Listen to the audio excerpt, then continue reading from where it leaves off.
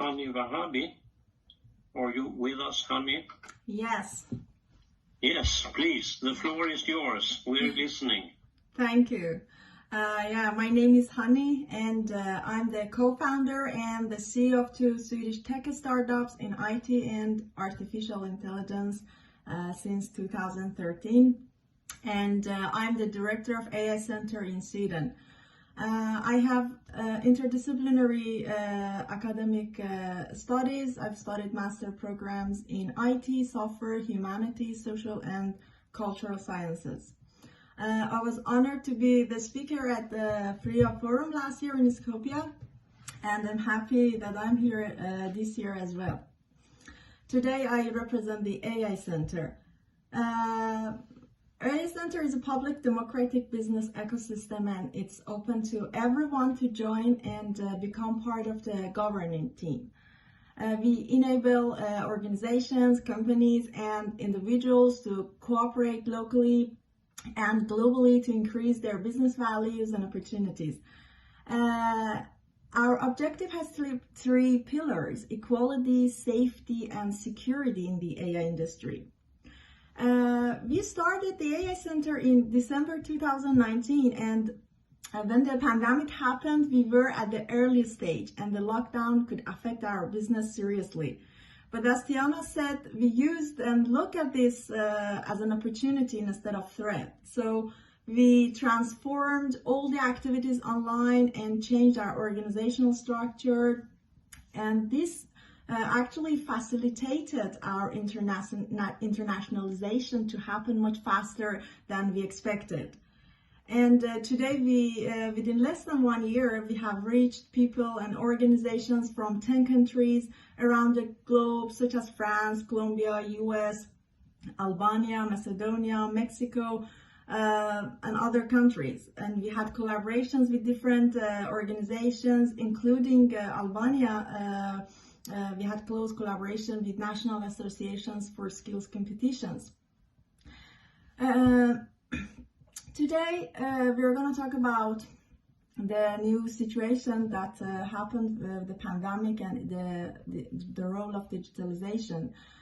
We know that digitalization has created so many new opportunities in different areas, and innovation in digital services have affected inclusion in a positive way. For example, women and other marginalized groups' barrier have been reduced by the online crowdfunding platforms. Technologies such as fingerprints, e-signing are helpful for those with a lack of literacy. Access and use of new digital mobile technologies such as mobile payment, autonomous money transferring, and e-money has helped to reduce cultural barriers and also the mobility constraints for disabled people and also for marginalized group and the women. Now during the pandemic, the importance of digitalization has become more, is clear, and it is almost a universal adoption for remote work, online work, or whatever we call it. And there are lots of debates on pros and cons of this shift. The point I would like to bring to the focus here is the way this change has happened, which we know that it was not a smooth one. It was a sudden and forceful shift. The impact of such a sudden huge change can be seen from different angles. From the financial perspective, we see that this shift has affected the market, the financials of enterprises, and people's economy. The nature of some jobs is in a way that they could handle this, and so they are on the safe side. And those who couldn't cope with this crisis have affected and damaged. From the technology perspective, there are two important factors. Since this shift has not been smooth, they're having casualties in security and privacy. People are not educated on security and privacy matters, and they're rushing to using technologies, and this makes them vulnerable. Second, what we faced during the pandemic is that the world is not ready to fully support this change. The new digital life, the technology, they're all available, but not accessible for all. For example, today over 200 million women are less online than men. Over 200 million fewer women own a mobile phone. Also, the large majority of women, and estimated 4 out of 5, often suffer from more gender-related discrimination or harassment in the online world.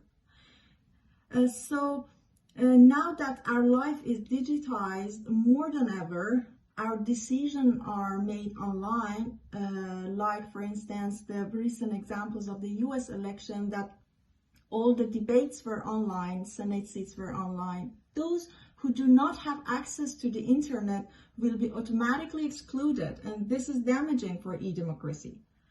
My point is that besides all opportunities that have been created by digitalization, a new form of inequality has been created, which we call it digital divide.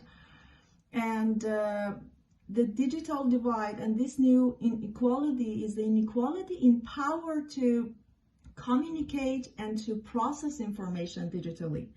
There is inequality in accessibility, availability, and the use of new digital tools and technology, and there is a gap between those who access computers, smartphones, internet, and all digital technologies and who do not have. From the social perspective, during the pandemic, that most of the things has become digitalized. Our social inclusion means our digital inclusion. So social inclusion and digital inclusion has been almost equivalent. People are actually encouraged to work remotely, to do and make decisions digitally, to participate digitally. And the question is who is included and who has an impact. And what is important to digital democracy is how governments are providing the citizens, and how much citizens have space and access technology to participate. On the other hand, another issue that we're encouraged to keep working remotely. And remote working at this period of time basically means working from home. We need to be aware that working from home has different implications for different groups of people. It's not the same for men and women. It's not the same for disabled people. It's not the same for different categories of women. For many, working from home it means that working in crowded homes, limited access to services and support, limited access to social spaces, and when those who do not access to the technologies to be part of the digital world, so the e-democracy, digital democracy is in danger. Thank you so much.